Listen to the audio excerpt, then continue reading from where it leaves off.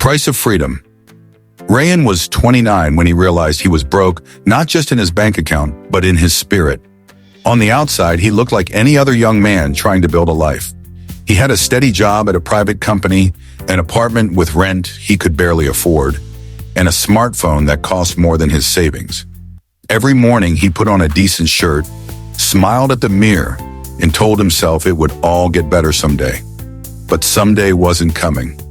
His salary vanished within days of hitting his account.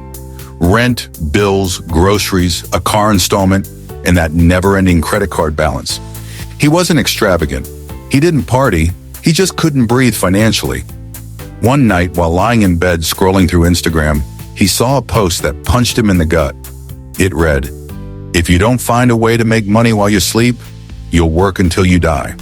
The words stayed with him, louder than the sound of his AC humming in the background. He couldn't sleep that night, not because of fear, but because of shame. He had done everything right, studied hard, got a degree, landed a job, but no one told him that being employed was not the same as being free. The next morning, something strange happened. As he stepped outside to catch his usual ride, he saw an old man sitting at the neighborhood bench, feeding birds. The man looked calm, too calm. Rayan, late as usual, gave a small nod and rushed past. But something in him wanted to go back. It wasn't logic, it was instinct. On his way back from work that evening, he saw the same man again. Same bench, same peace. He walked over and, almost awkwardly, said, "You seem pretty relaxed." The man smiled.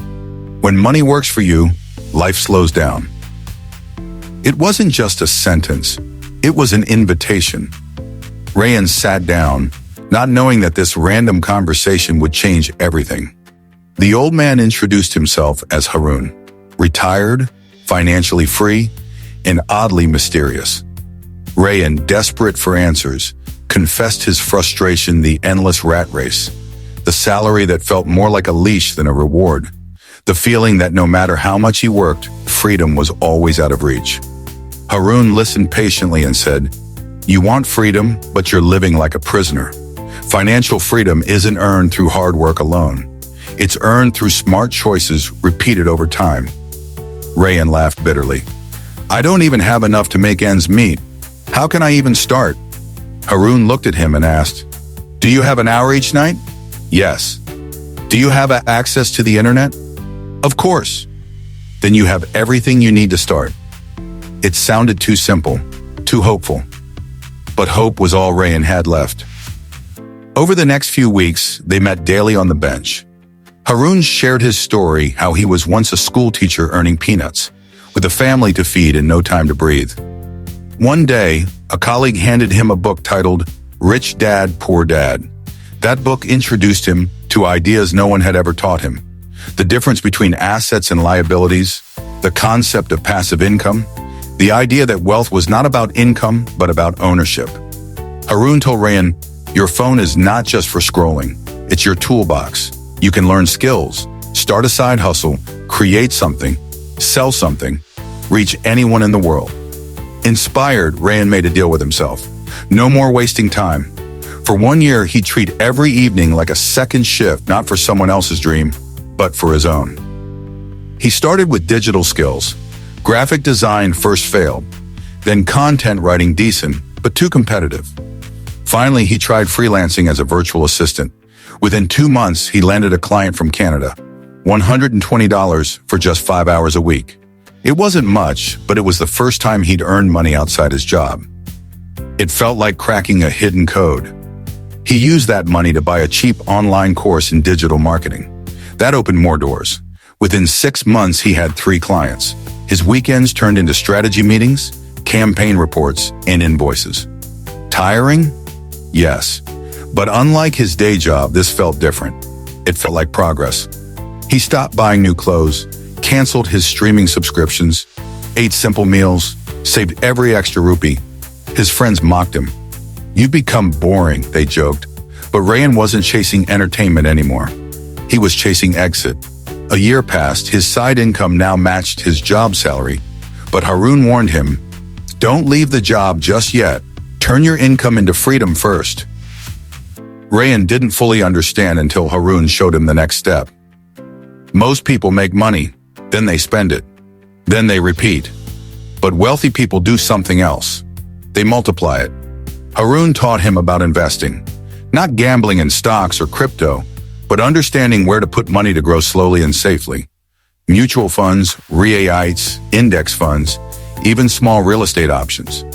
Rayan put 70% of his side income into investments, month after month, slowly, quietly, while his old colleagues were still chasing promotions and paying off loans. Then came the twist. One morning, he went to work as usual, but by afternoon, rumors began to swirl. The company was downsizing, the economy was shaky. A week later, Rayan was called into a meeting and handed a termination letter. 5 years ago, he would have panicked, but this time he smiled. He walked out of that building feeling lighter. Not because he was unemployed, but because he was finally unowned. His freelance income was steady, his investments were growing, his expenses were low, he had no debt, no fear, just time and choices. Rayan didn't just survive after that, he thrived. He turned his experience into a blog, then a YouTube channel, then an online course. He started mentoring others, just like Haroon had mentored him. His passive income began to exceed even his old corporate salary. One day he returned to the bench where it all started, but Haroon wasn't there.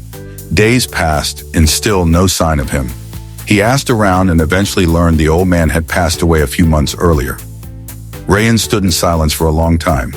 Well, he sat on the bench, alone this time, but not really, because Haroon's lessons echoed through his mind like a soft whisper.